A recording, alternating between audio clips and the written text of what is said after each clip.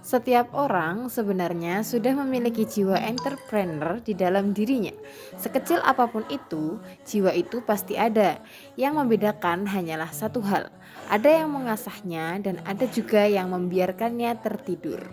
Jiwa entrepreneur bukan sekedar berjualan, bukan juga hanya soal punya modal besar. Jiwa entrepreneur adalah jiwa yang kreatif dan inovatif, mampu melihat peluang, menangkap kesempatan dan mengubahnya menjadi sesuatu yang bernilai. Bukan hanya bernilai secara ekonomi, tapi juga sosial dan lingkungan. Itulah mengapa bahkan sejak kecil manusia sudah menunjukkan naluri entrepreneur. Bayi menangis untuk bertahan hidup, anak berusaha menarik perhatian, semua adalah bentuk usaha. Artinya, kita semua punya potensi yang sama. Ngomongin entrepreneur, kita jadi penasaran nih, berapa sih jumlah pengusaha yang ada di Indonesia? Negara maju memiliki minimal 4% pengusaha dari total penduduknya, bahkan ada yang mencapai 10 hingga 12%. Sedangkan Indonesia masih di angka sekitar 3,47%. Artinya Indonesia masih kekurangan lebih dari 1,5 juta pengusaha. Ini bukan sekadar angka, ini adalah peluang besar sekaligus tantangan nyata. Kenapa sih jumlah pengusaha di Indonesia itu rendah? Seorang pengusaha dari Singapura pernah mengatakan ada 4 penyebab utama. Yang pertama adalah tidak dididik, kedua tidak disiapkan, ketiga tidak dilatih, dan keempat ketidakpedulian. Banyak orang ingin sukses tapi tidak mau menyiapkan dirinya. Bagaimana cara kita untuk bisa menyiapkan itu? Ada dua jalan yang bisa kita tempuh untuk menjadi seorang pengusaha. Dua cara seseorang menjadi entrepreneur. Yang pertama adalah by accident, karena terpaksa, karena dipaksa, karena kepepet, atau karena keadaan. Dan yang kedua adalah by design, memang disengaja merancang diri, membangun mental, belajar, dan bertumbuh. Pengusaha yang bertahan lama hampir selalu lahir dari pilihan sadar, bukan kebetulan. Dalam hidup, kita selalu dihadapkan pada pilihan, optimis atau pesimis, mengeluh atau bersyukur, amanah atau khianat, belajar atau merasa sok tahu. Pilihan kecil yang diambil setiap hari akan membentuk masa depan besar. Sukses dan gagal bukan takdir semata, itu adalah akumulasi dari pilihan.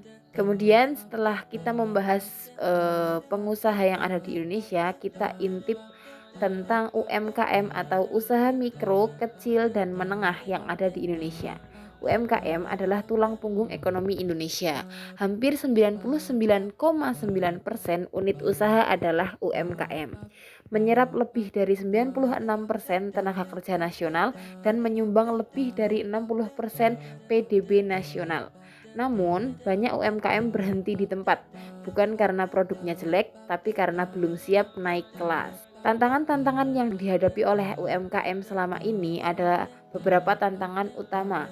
Yang pertama adalah akses permodalan yang sulit, keterbatasan sumber daya manusia, pemasaran yang belum optimal, pemanfaatan teknologi yang masih rendah, dan proses perizinan yang terasa rumit. Tantangan ini nyata, tapi bukan berarti tidak bisa diatasi. Di balik tantangan tadi, pastinya ada peluang yang besar.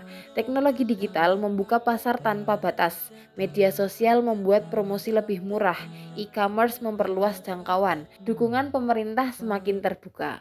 UMKM yang mau belajar beradaptasi memiliki kesempatan besar untuk bertumbuh. Strategi dasar yang bisa kita lakukan agar UMKM naik kelas adalah yang pertama, memahami target pasar. Siapa sih pembelinya dan apa kebutuhannya?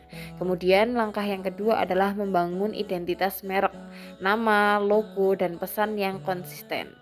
Langkah ketiga adalah memanfaatkan media sosial untuk membangun kepercayaan dan hubungan. Kemudian selanjutnya langkah keempat, menggunakan iklan digital secara sederhana dan terarah. Dan yang tidak kalah penting, mengurus legalitas usaha. Karena usaha yang serius perlu pondasi yang kuat. Menjadi pengusaha bukan tentang siapa yang paling pintar, tapi siapa yang mau belajar dan bertahan. Bukan tentang siapa yang paling cepat, tapi siapa yang konsisten berjalan. Hari ini ilmu sudah ada, peluang terbuka, dukungan tersedia. Sekarang pertanyaannya hanya satu, kamu memilih yang mana? diam di tempat, atau bertumbuh dan naik kelas. Aku memilih untuk belajar, aku memilih untuk bertumbuh, aku memilih untuk menjadi pengusaha yang sukses, bermanfaat, dan penuh keberkahan.